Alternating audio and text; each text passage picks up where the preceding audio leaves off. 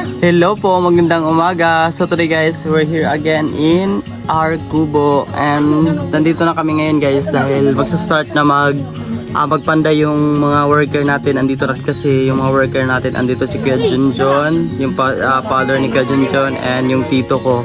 And yung si Dennis andito din, tutulong din si Dennis sa atin. And today na yung finally ngayon na talaga gaganapin yung pagpanda ng ating tawag doon ating kusina. And ayun, nandito sila, nagde-decide na kami ngayon kung ano ang mas better, kung saan ba talaga ang mas magandang pwestuhan para sa ating kusina. Kasi guys, sobrang lakas ng hangin dito. So yung pinaka ano ko rin kasi, sa tatakot ako pag halimbawa sobrang lakas ng hangin, tapos alam mo ba yung paglagay ng yung bubong or mali yung tawag doon, yung pwesto ng bubong. So baka may chance na liparin yung bubong natin. Di ba nakita niyo sa previous video ko na sobrang lakas ng hangin dito. So baka mamaya pag may bagyo or tapos mali yung position ng natin ng ating bubong, baka liparin. So ngayon pinag-iisipan namin ano yung mas maganda and kung ano yung mas ikakaganda pa talaga ng ating kusina. So that's it guys. So samahan niyo kami, let's go po.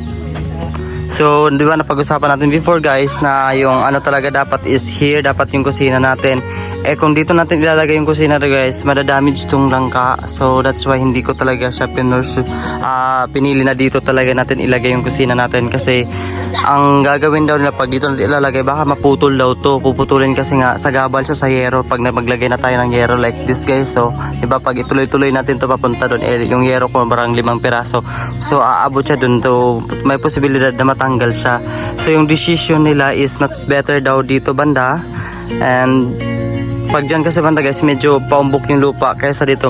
Dito na part mas malalim, and doon medyo may pagkapatag siya, medyo patag na area lang.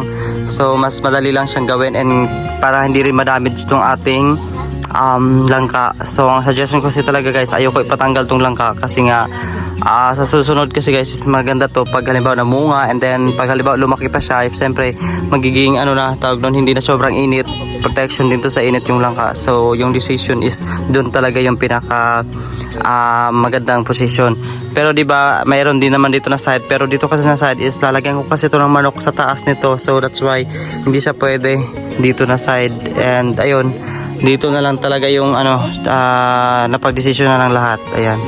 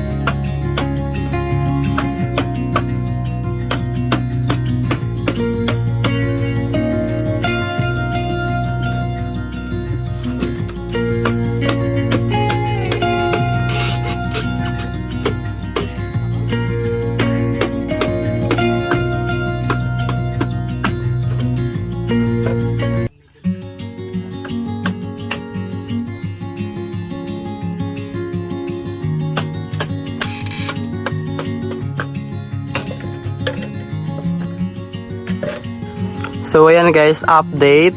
Tinanggal na natin yung malunggay here.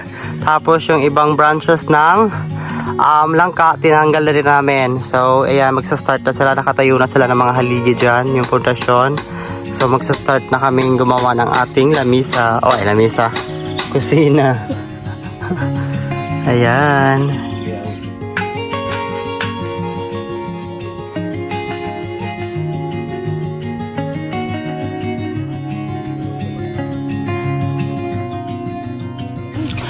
Ayan guys, napatayo na nila and umuulan na. So need na talaga naming lagyan ng tawag dito, yero, para makapag-work din dito sila sa ilalim.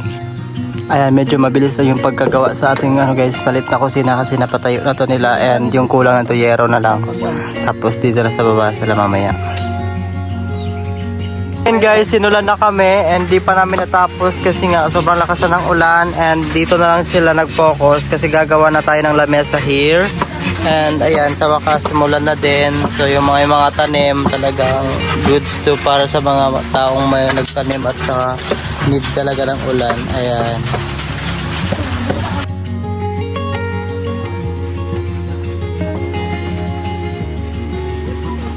Yan guys, lakas pa rin ng ulan. Talagang di pa namin malagyan ng bubong. Yun yun naman guys. Ayan. Grabe kalamig.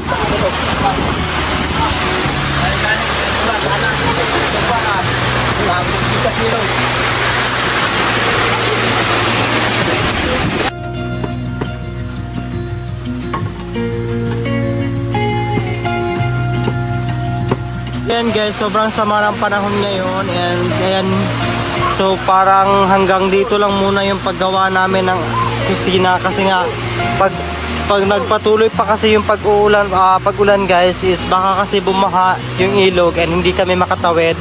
So ang decision namin lahat is need naming umuwi kasi nga yung ulan is nagsimula sa doon sa may sa mga bundok and bago siya pumunta here, bago siya nagsimula dito.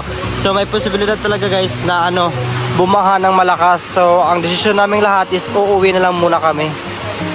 Pero before that, tatapusin muna namin tong mesa natin dito para may magamit na tayo bukas pagbalik natin dito. Ayan, nakaano na tayo ng mesa. So dahil nagawa na rin naman nila yan, so ipatuloy na lang natin.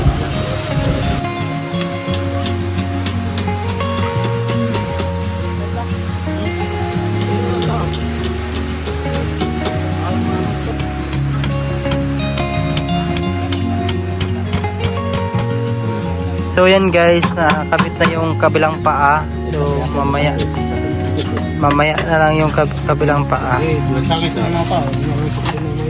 Ay sakay para ma-measure ba di siya mahiwi. Kaya ba si mahiwi ba dos? Ay 5, 7, unsa.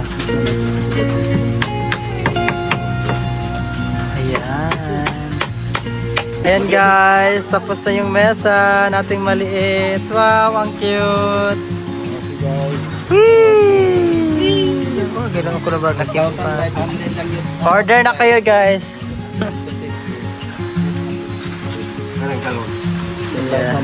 Ayan guys, ito na yung mesa namin na ginawa nila tito. And ayan yung paan niya. And ganito siya dito sa taas. So tinanggalan lang namin siya ng balat. So ganyan na yan. So at least may mesa na tayo dito. Ayan, maliit lang siya kasi nga pag nilakihan ko, di na ako makakadaan or sobrang laki. Pag sobrang laki kasi guys, maiipit na pag dumadaan na dyan. Kaya ganyan lang siya kaliit. Tapos guys, pauwi na din pala kami kasi sobrang lakas na talaga ng ulan. Natakot na kami kasi baka kasi bumaha. So yung ginawa namin is tinapos na namin itong mesa and uuwi na muna kami. Then tomorrow naman namin i-continue yung mga kailangan namin gawin, like yung paggawa ng ating kusina. Pero at least tomorrow is magkakabit na lang tayo ng bubong.